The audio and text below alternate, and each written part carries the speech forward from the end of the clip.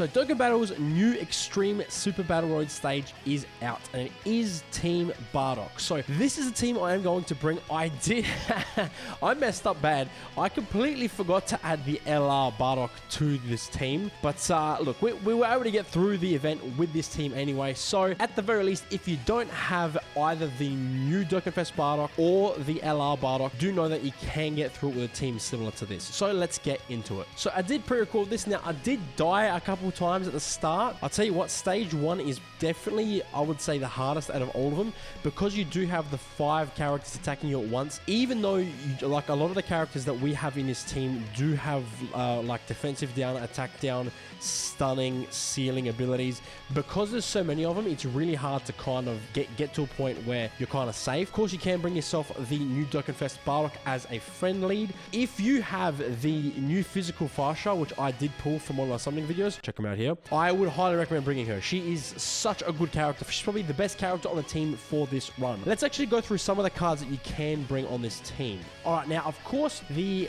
team leader, you can absolutely have the Team Bardock lead, right? The LR, the int one. That's someone who I would actually be recommending to bring as leader if you do not have the new Tech Bardock, because the new Tech Bardock does help lead the entire team. Unfortunately, these guys don't have the Easy A yet, but unfortunately, that's what you're going to have to deal with. These guys don't raise their defense, unfortunately, on either of the super attacks, which is absolutely terrible, but they give super allies attack and defense plus 30%, plus an additional attack and defense plus 30% per Team Bardock category ally. I assume that'd be on the team. You want to keep them away from getting any form of damage as much as you can, because honestly, they are like 3 years old. You do have the LR Bardock, who did get his EZA. He is a brilliant idea to bring on the team. Like I said, I did screw it up and forgot to bring him on the team. He does greatly raise his attack and defense on 12 key, which is very good. He does raise his defense and seal attack on his 18 key, which is why he is so important for this run, because he does seal. Now, he does gain an additional 4 key and 70% defense when facing 2 enemies, and performs a critical hit when you're versing a Freezer, right, which is who you do verse in the last stage of this event. So he is very crucial. If you don't have him, like I said, you can get by without him, but if you do, definitely bring him. Bringing the physical Fasha, who did come out with the Chile, is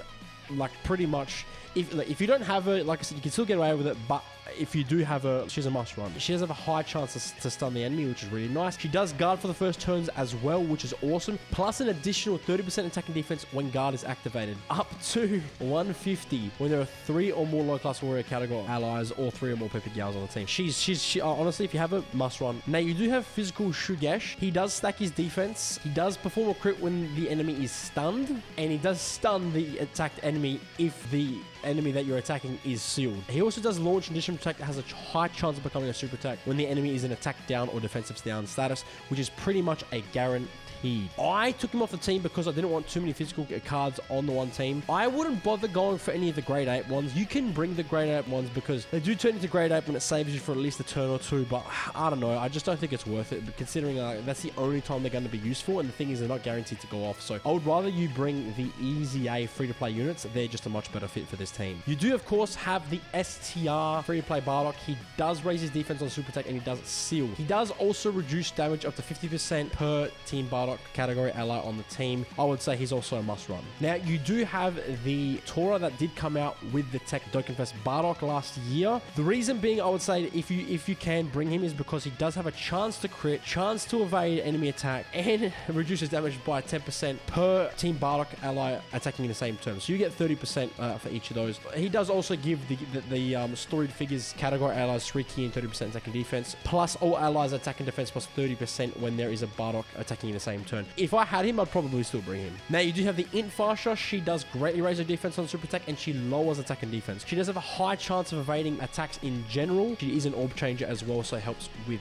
key. She does also give all allies 3 key and Team Bardock category allies 30% attack and defense in the same turn after evading an attack. She's probably actually a really good slot 1 unit, to be honest. Bringing her, I say, is a must as well. Now, of course, you do have the Dokkan Fest Bardock that did come out last year, who is Goku family and storied figures. If you have him, he'd obviously be your leader. He does raise attack and defense for the turn. Thing is, he is super effective and he does perform crits when you are getting rainbow orbs. So I would say that he's definitely viable. He's probably still the best card to bring.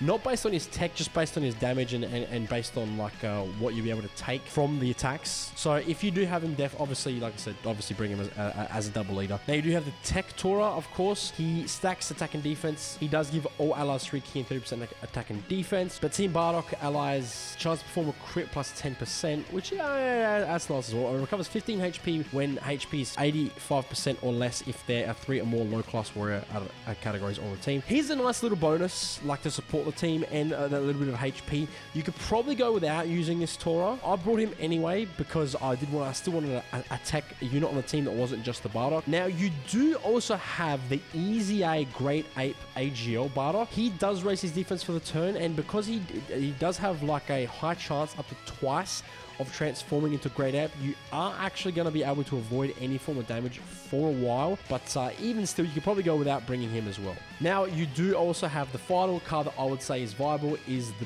Ball Ghost, the AGL Ball Ghost, the farmable one. He greatly raises attack and defense for the turn, which is very nice, and a high chance to stun. So, literally just for his super attack effect, I would say he's a must run. He does also launch an additional super attack when he's facing 2 or more enemies, which does happen, so he will increase your chances of being able to stun and increase his defense for the turn, which will be very nice. And he actually has a high chance of performing a crit when your team has another Team Bardock category ally on the same turn. So he's actually pretty decent as a card in general. He might even be the best one out of all the EZAs for this. That's pretty decent. Now, as you can see, we've been getting through the event pretty easily. Haven't had too many issues. Being up to the last stage with the freezer, I can see that there is a super attack at the back there, and I rushed into the turn not thinking, and I was like, oh no, this is bad, because if Borgos doesn't stun at the back, I'm probably just going to die. Luckily, we got the stun off, so we were fine. Oh, this is actually annoying. I went to pop off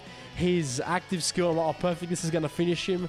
And what happens? He has no health left, no visible health left, and yet he's still alive. I had to put him away with the good old super attack. There you have it, guys. That's the event. Pretty simple. Like I said, those would be the cards that I would recommend you to bring on in this event. Let me know how you guys went in the comment section below. If you guys had troubles or not. If you guys have any other tips for other players watching this video, let them know in the comment section below, and maybe you can help them defeat the event. I'll catch you later, guys. Have a good day. See you later.